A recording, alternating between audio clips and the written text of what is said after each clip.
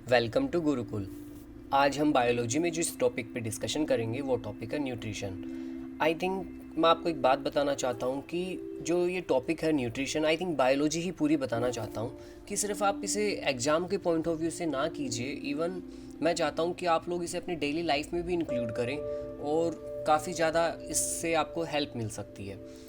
तो पढ़ने का सिर्फ मतलब ये ही मोटिव नहीं होना चाहिए आपका कि आपको एग्ज़ाम क्लियर करना है। तो आपका मेन मोटिव होना चाहिए कि आपको नॉलेज गेन करना है।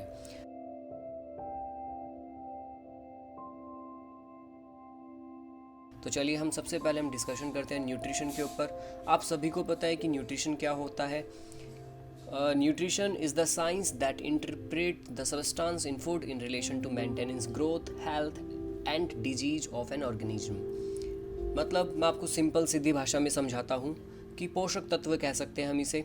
हमारे शरीर में संचालन के लिए ऊर्जा की आवश्यकता होती है जो हमें भोजन से प्राप्त होती है। अगर हम भोजन सही से नहीं करते हैं तो हमारी वृद्धि, हमारे ऊर्जा में उत्पादन, इन चीज़ों में कमी हो सकती है। या फिर दूसरे शब्दों में मैं आपको समझाऊं तो आपने देखा होगा कि हमारे शरीर में किसी न किसी प्रकार की कमी हमेशा बनी ही रहती है। किसी की स्किन प्रॉब्लम होती है, किसी के बाल झड़ते हैं, किसी की आइज वीक होती है, किसी को हीमोग्लोबिन की कमी होती है। तो इन सब के पीछे सिर्फ एक ही चीज़ का कारण होता है, वो होता है हमारी बैलेंस डाइट। इसे हम संपोषित आहार भी कहते हैं। यदि आप बैलेंस डाइट नहीं लेते हो, मतलब यदि आप अपना खाना एक ऐसा नहीं खाते हो जिसमें फुल टू फुल न्यूट्रिशन ना हो, तो आपको इन दिक्कतों और परेशानियों का सामना करना पड़ सकता है।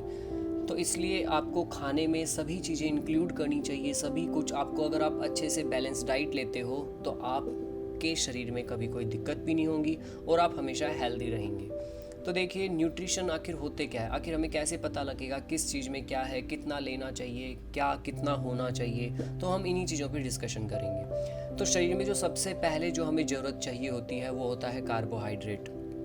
आपको भी पता है कि कार्बोहाइड्रेट, सबसे पहले मैं आपको बताना चाहता हूँ कि कार्बोहाइड्रेट 3 प्रकार का होता है। ये हमारी बॉडी में एनर्जी देता है। जैसे कि एक कार होती है, एक बाइक होती है, उनको चलने के लिए फ्यूल चाहिए होता है।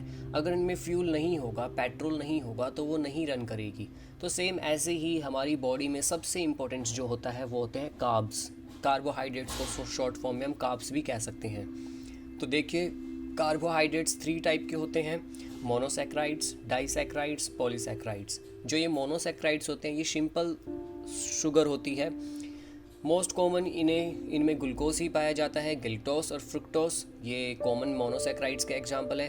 ग्लूकोज जो होता है ये पाया जाता है, मिल्क शुगर होता है ये। और फ्रुक्टोस जो पाया जाता है ये फ्रूट शुगर होता है। मतलब जो आपके फल होते हैं, फलों में जो एक मीठापन होता है, इसे हम फ्रुक्टोस कहते हैं। ऐसे ही डाइसैक्राइड्स ये कॉमन डाइसैक्राइड्स के नाम होते हैं: लैक्टोस, मेल्टोस, सुक्रोस। जो लैक्टोस होता है ये मिल्क में पाया जाता है। मेल्टोस वीट, बैरले, गेहूं और अनाज में पाया जाता है। सुक्रोस पाया जाता है शुगर कैन, एप्पल और ऑरेंज, गन्ने, सेब और संतरे में। पॉलीसैक्राइड्स इसमें हम रखते हैं स्टार्च, सेल्यूलोस और चिटिन को। एग्जाम्पल्स होते हैं पॉलीसैक्राइड्स के: स्टार्च पाया जाता है मटर में, मक्के में और चावल में। सेल्यूलोस पाया जाता है जूट, कॉर्न और राइस में। चिटिन पाया जाता है लॉबस्टर और मशरूम में। तो देखिए हमारे शरीर में 6 मैं बताना चाहता हूँ जो कि मेन पोषक तत्व है। नंबर 1 था कार्बोहाइड्रेट। जो नंबर 2 है वो है फैट। फैट को हिंदी में वसा कहते हैं, आप सभी को पता होना चाहिए। वसा 4 प्रकार की होती है। बहुत सी बुक में बहुत सी जगह बताया जाता है कि 2 types of fat, saturated and unsaturated, but 4 type का फैट होता है। सैचुरेटेड फैट ये हमें एनिमल से मिलता है। सैचुरेटेड फैट क्या होता है, ये सॉलिड होता है रूम टेम्परेचर पे। जैसे कि इसके अंदर हम इंक्लूड कर सकते हैं मीट को। कहने का अर्थ वसा क्या होती है आप सबको पता है। जो आपके शरीर के ऊपर जो एक्स्ट्रा मास या एक्स्ट्रा चर्बी जम जाती है उसे हम वसा कहते हैं। तो जो हम लोग वसा खाते हैं वो 4 प्रकार से लेते हैं। तो पहला जो सैचुरेटेड है, यानी अगर आप एनिमल का मीट मांस खाते हो तो उससे आपको वसा बढ़ती है। दूसरा होता है मोनोसैचुरेटेड फैट। ये बहुत ही अच्छे फैट होते हैं, ये गुड फैट होते हैं। ये हमारे हेल्थ के लिए भी बहुत अच्छे होते हैं, हमारी बॉडी के लिए काफ़ी अच्छे होते हैं, हमें हेल्दी रखते हैं। ये हमें प्लांट से मिलते हैं जैसे कि olive, nut, avocado etcetera. Poly unsaturated fat ये 2 प्रकार के पाए जाते हैं, जैसे ओमेगा 3 और ओमेगा 6। ट्रांस फैट ये हमारी बॉडी के लिए सबसे ज़्यादा हानिकारक होते हैं, ये सबसे ज़्यादा डेंजरस भी होते हैं ट्रांस फैट, और ये हमारे हेल्थ के हिसाब से बिल्कुल भी अच्छे नहीं होते। आपने नोटिस भी किया होगा कि जब आप कोई घर पे ऑयल लाते हैं तो उस पर लिखा होता है 0% cholesterol and no trans fat. Even guys, मैं आपको ये जब फैट बता रहा हूँ तो मैं आपको ये बात बताना चाहता हूँ सिंपल सी, कि फ़ैट दो प्रकार से, मेजर रूप में दो प्रकार से पाया जाता है, और वैसे माइनर हिस्से से देखोगे तो 4 टाइप का। Saturated, unsaturated. सैचुरेटेड वो जो कि ठोस होता है, जो कि हमें जानवरों से मिलता है। अनसैचुरेटेड वो जो कि हमें प्लांट से मिलता है, लिक्विड फॉर्म में होता है।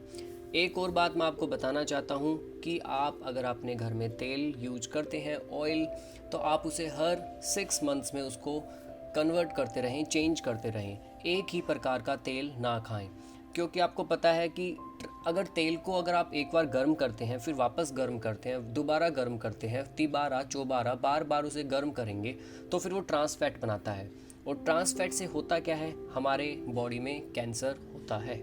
तो अगर आपको कैंसर से बचना है तो आप बार बार वापस गर्म किया हुआ तेल ना खाएं।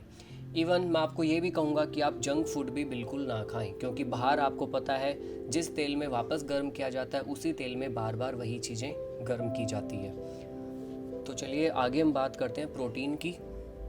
तो प्रोटीन आपको पता है ये हमारी बॉडी के लिए बिल्डिंग ब्लॉक्स होता है, मतलब हमारे शरीर का निर्माण प्रोटीन से ही होता है। प्रोटीन एक बहुत ही लंबी चैन होती है एमिनो एसिड्स की। ये मशीन की तरह काम करते हैं, जैसे सब कुछ प्रोटीन से ही बना होता है, लाइक वायरस, बैक्टीरिया, तितली, जेलीफिश, पेड़ पौधे, जो भी कुछ है। तो प्रोटीन बेसिकली एमिनो एसिड से बनता है, और एमिनो एसिड हमारे शरीर में 20 प्रकार का पाया जाता है। प्रोटीन हमें मिलता किससे है?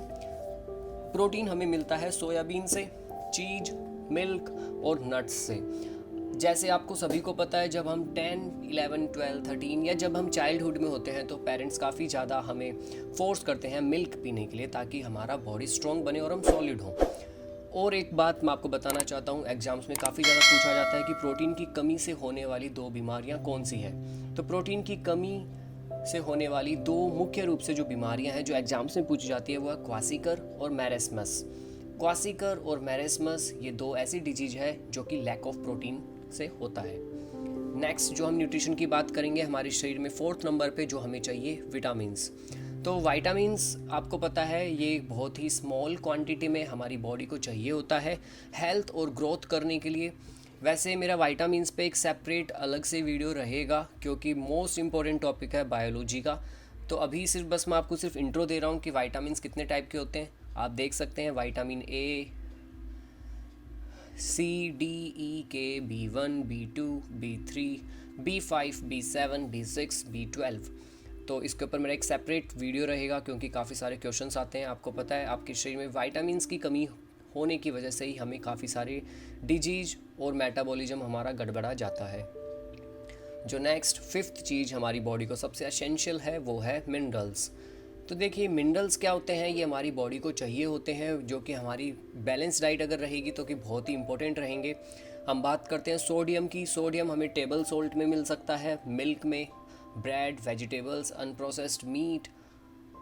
क्लोराइड भी हमें चाहिए होता है बॉडी को हमारे, जो भी इन चीज़ों में मिलता है। Potassium, calcium, phosphorus, magnesium, iron, zinc. तो गाइज आप वीडियो पॉज करके ये नोट डाउन कर सकते हैं, जो कि इम्पोर्टेंट मिनरल्स हैं हमारी बॉडी के लिए। नेक्स्ट हम लास्ट जो है वो बात करते हैं वाटर की।